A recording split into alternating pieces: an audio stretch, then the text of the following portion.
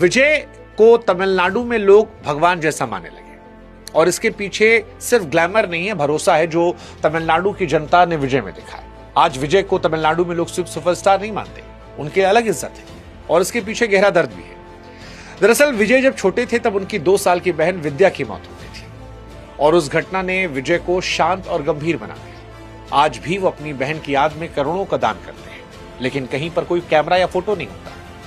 विजय वो शख्स हैं जिनसे आप ये कम से कम सीख सकते हैं, क्योंकि दान के बारे में अक्सर कहा है कि दाएं हाथ से दान करो, बाएं को पता न लगे। आज जब लोग एक केला भी देते हैं और सोशल मीडिया पर दिखाते हैं, वहां पर विजय का ये स्वभाव तमिलनाडु के लोगों के दिल में घर करता है।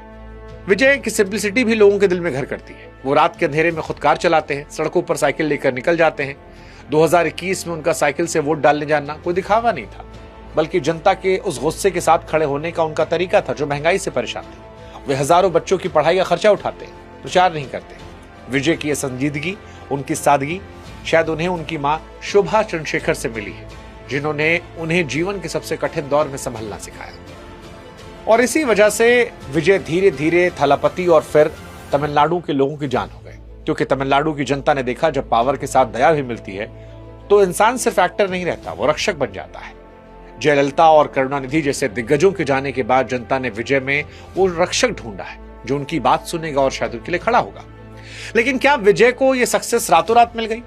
पहली बार चुनाव लड़कर वो जीत गए? देखिए, बहुत सारे लोगों को लगता है कि विजय पहली बार में जीत गए, रातों रात हुआ है, लेकिन हकीकत यह है कि उनकी 10 साल की खामोश तपस्या का नतीजा है। विजय ने राजनीति में कदम किसी हड़बड़ी में नहीं रखा, बल्कि एक बड़ा प्लान था जिसकी शुरुआत 2013 में, जैसे हमने बताया, थलाइवा फिल्म से हुई थी। उस वक्त विजय को रोका गया, लेकिन विजय चुपचाप अंडरग्राउंड काम कर रहे थे। उनके फैन क्लब्स ने गांव में अस्पताल, लाइब्रेरी, कोचिंग सेंटर खोला, जिससे जनता से सीधा जुड़ाव हुआ। टीवीके की इस ऐतिहासिक जीत में सबसे बड़ा रोल उन लाखों युवाओं और डिजिटल आर्मी का था जिन्होंने सोशल मीडिया के हर प्लेटफॉर्म पर विजय की विचारधारा को घर घर तक पहुंचाया। जब दूसरे नेता सिर्फ भाषण दे रहे थे, तब विजय के लोग जमीन पर काम कर रहे थे और 2026 की जीत उसी का नतीजा है। विजय ने अपनी फिल्मों को भी एक प्रयोगशाला की तरह इस्तेमाल किया, खामोश रहकर डेटा जुटाया, अपने कैडर को एक सेना की तरह प्रशिक्षित किया, युवाओं की नफ्स पकड़ी और यह भरोसा दिलाया कि वो सिर्फ एक्टर नहीं है, भविष्य बदलने वाले नेता है।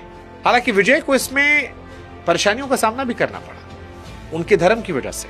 अगर वो चीफ मिनिस्टर बनते हैं तो पहले ईसाई चीफ मिनिस्टर होंगे जो मुख्यमंत्री बनेंगे, लेकिन यह आसान नहीं था क्योंकि विरोधियों ने कमजोर करने के लिए धर्म को भी हथियार बनाया। लेकिन विजय ने यहां भी सबको मात दी। तमिलनाडु की राजनीतिक जमीन भाषा, धर्म को लेकर बहुत सेंसिटिव है और विरोधियों ने विजय को घेरने के लिए उनकी असली नाम जोसेफ विजय